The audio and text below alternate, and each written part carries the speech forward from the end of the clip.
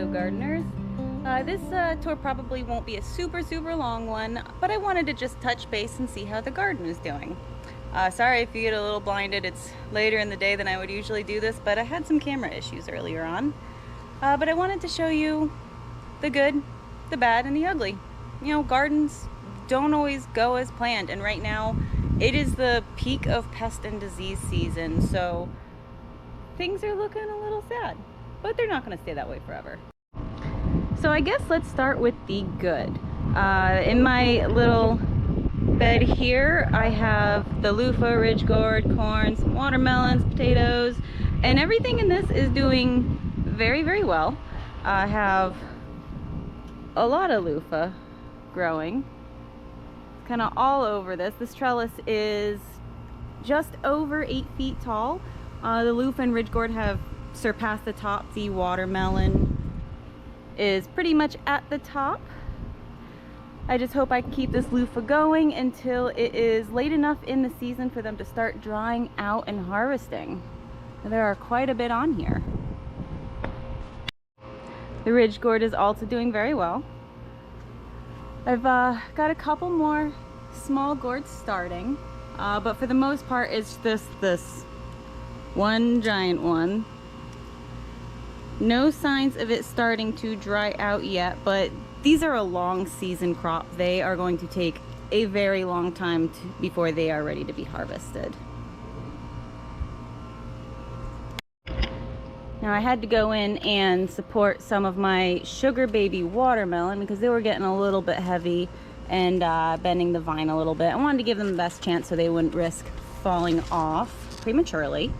But they're doing really well. I've got 3 good sized ones and a few little ones that just got pollinated. So we might have some pop up after these are harvested. You can see it is winding through my corn. I'm not seeing any new flowers at the moment, so I think I'm probably gonna be set at like 3 or 4 melons between the 2 plants.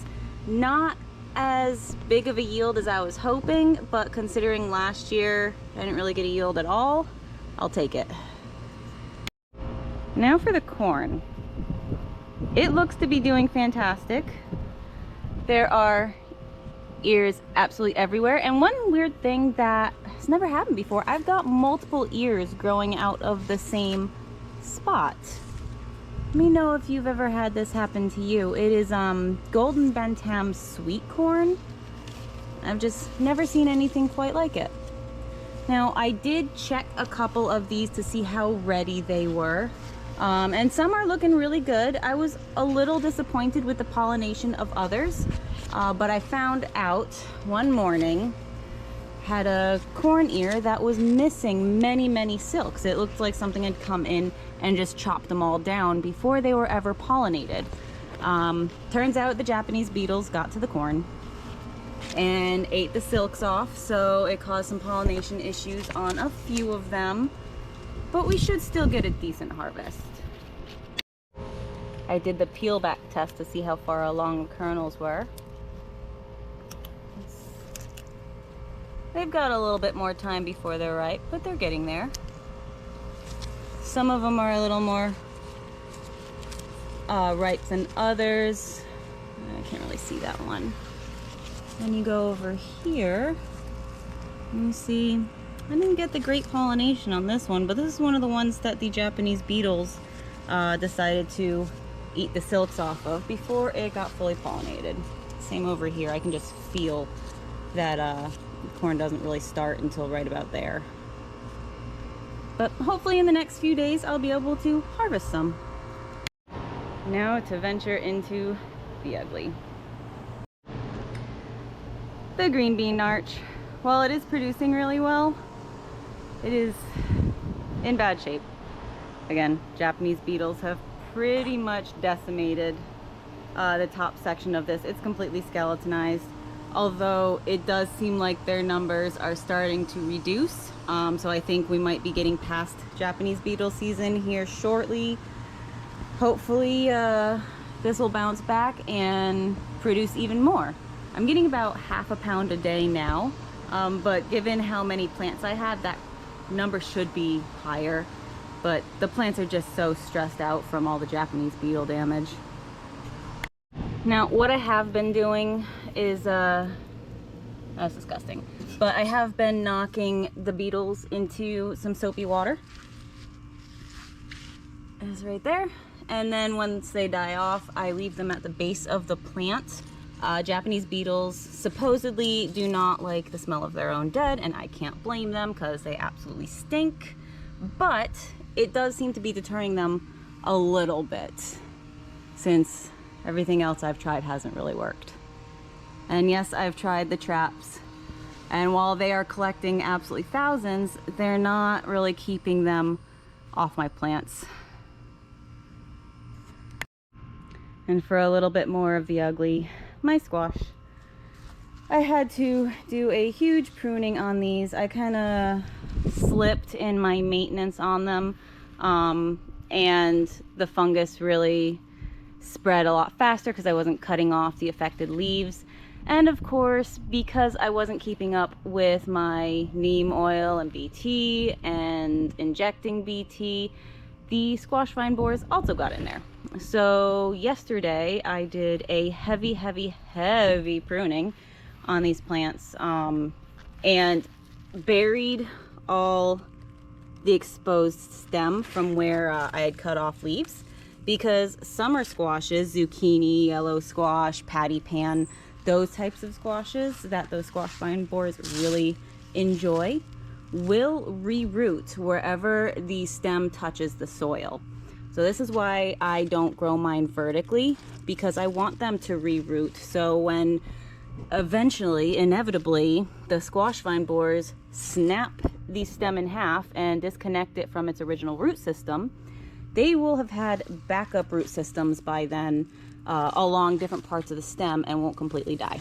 So yes, right now production is pretty minimal. I do have some production still going on, but considering how many plants I have, I'm really not harvesting that much right now. That's a good one.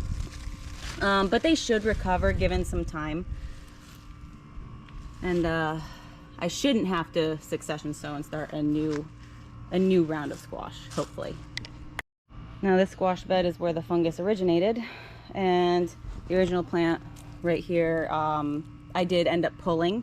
This was the plant next to it. You can still see some of that white there. That's fungus on the stem, and the leaves are a little bit curly. It's looking a lot better now. The new growth is looking a lot better. So I'm hoping the copper fungicide I used will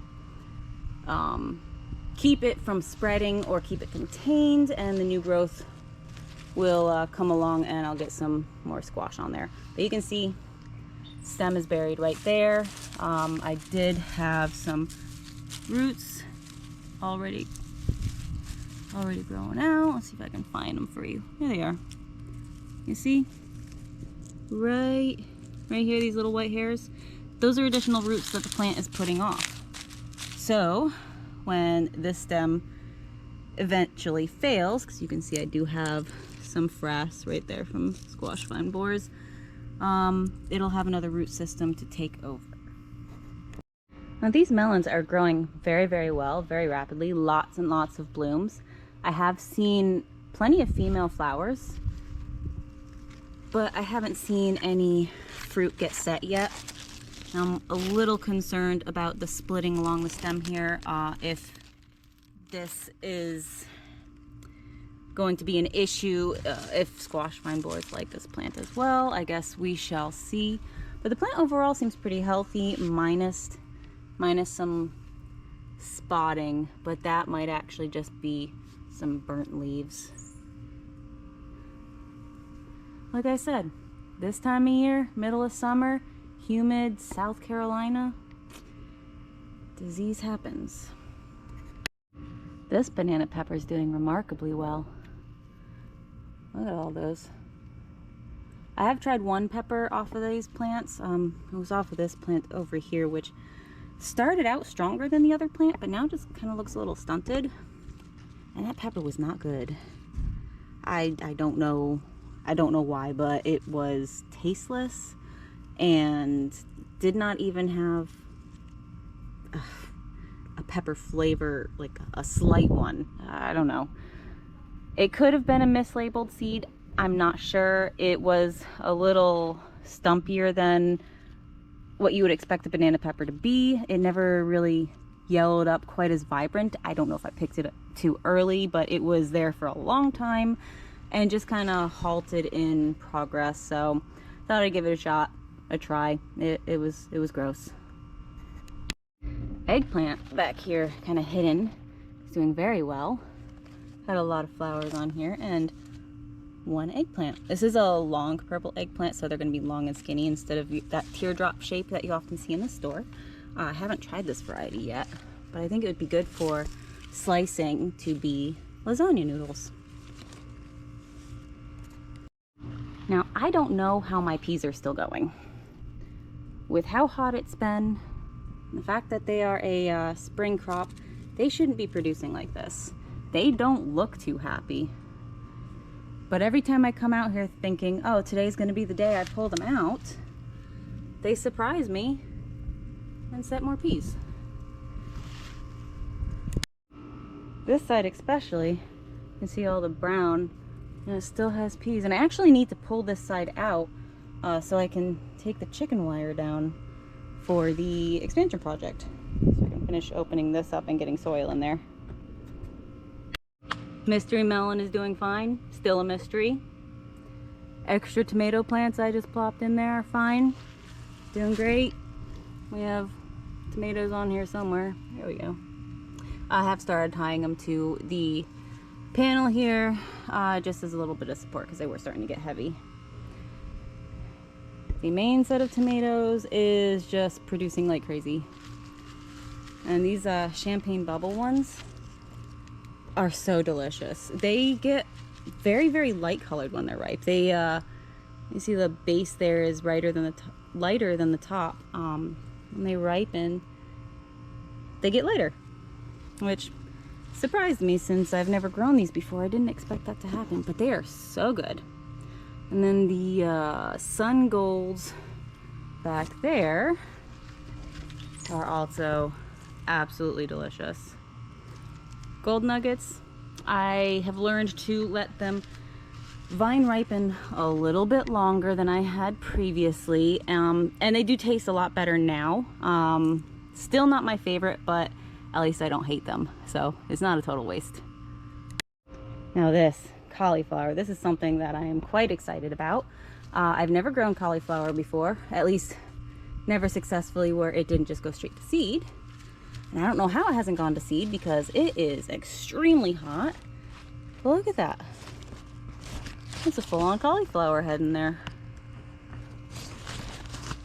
Now, if you don't know, cauliflower will only stay white if the sun doesn't touch it. If the sun touches that head, it actually gets a little sunburnt and will change colors. We'll get kind of orangey, dark, yellow, brown. So what you can do is tie up the leaves around the head. I just used a little bit of twine here and keep the head protected from the sun, and that'll keep it nice and pretty. Now the color change doesn't affect the flavor at all. It just makes it look less pretty. But that should be coming out here in the next day or so. So that's exciting. You saw my other videos where I was renovating my garden, but I opened up this area and want to put a little seating area under this tree. I think I decided that I want a nice concrete round bench in that corner. So now I just need to find one. They're a lot harder to find than I expected. At least, you know, decent ones that won't break the bank. So still kind of on the hunt. Get this all cleaned out so it's not snake country anymore. I might have to move some of that butterfly ginger lily, but we'll see. But yeah, I am definitely open to suggestions on what to do for ground cover. If I should just keep the grass and try to reseed where it died back from the previous bed.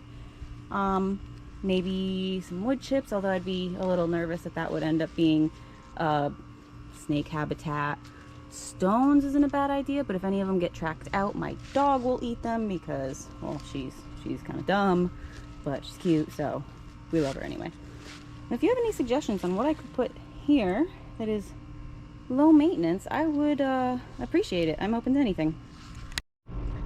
As you look at that sunflower, that is supposedly a chocolate cherry sunflower. It's about 6 feet tall now. Hasn't bloomed yet, but it's at about the right height to bloom, so that should happen soon. Don't mind my phone quacking. It happens. Oh, would you look at that? I've been trying to get banana melon seeds to germinate since like February, and I have been unsuccessful. I figured I just had a bad batch of seeds, but we finally have one germinating. Interesting. Oh, what are you? Happy birthday, little guy. Alacia pepper. I'm trying to broaden my pepper variety. I'm not a huge pepper person, but I do like some sweet peppers. So a few people suggested the Alacia pepper and the Kobachi pepper. So we'll see if I like them and if they're added to my garden from now on. Does anyone know anything about papaya plants, papaya trees?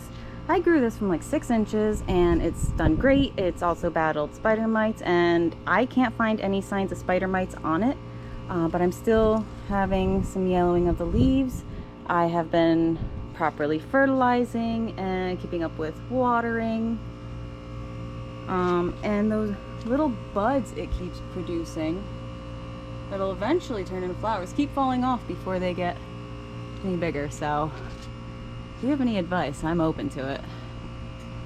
And a little bit more of the ugly was an orange tender sweet watermelon that was doing really well. I was excited about, but well, it looks like it's got blossom end rot, so I got some calcium fertilizer. Hopefully I can stop that from happening on any of the other little fruit it produces. Lots of vine, not a lot of fruit. Maybe it's still early. I'm not great at melon, man. I'm trying. I've got some people helping me with it. I can grow a vine like nobody's business, but I can't seem to get it to fruit. Oh, hello, beautiful. Come here. Yeah. Not quite. This is the Dorman red raspberry. They've been really picking up production. They'll give me 2 fruitings per year. The spring one is usually really small, but I'm getting a couple off of here a day. Now for the pretty.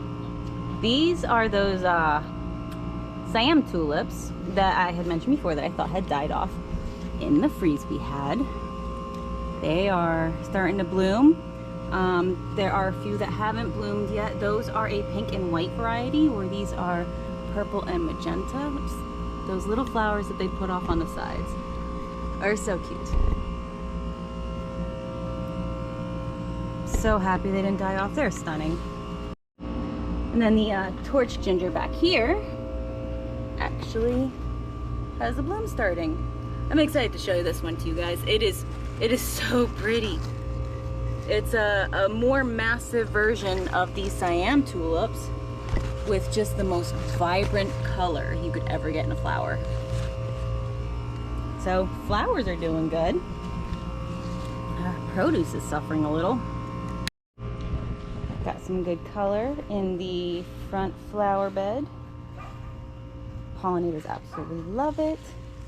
Oh, would you look at that? This is a Laura patellum, I believe is what it's called.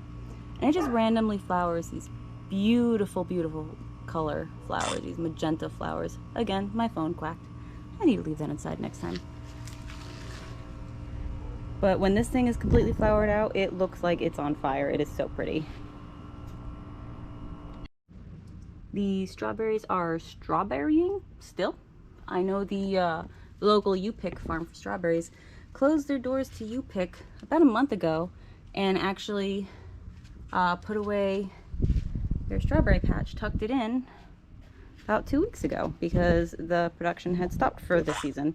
So this makes me very happy that I still have access to fresh strawberries every day. And coming soon, if you can see those tiny green berries and leaves, that's the goji berry. They'll get really, really red.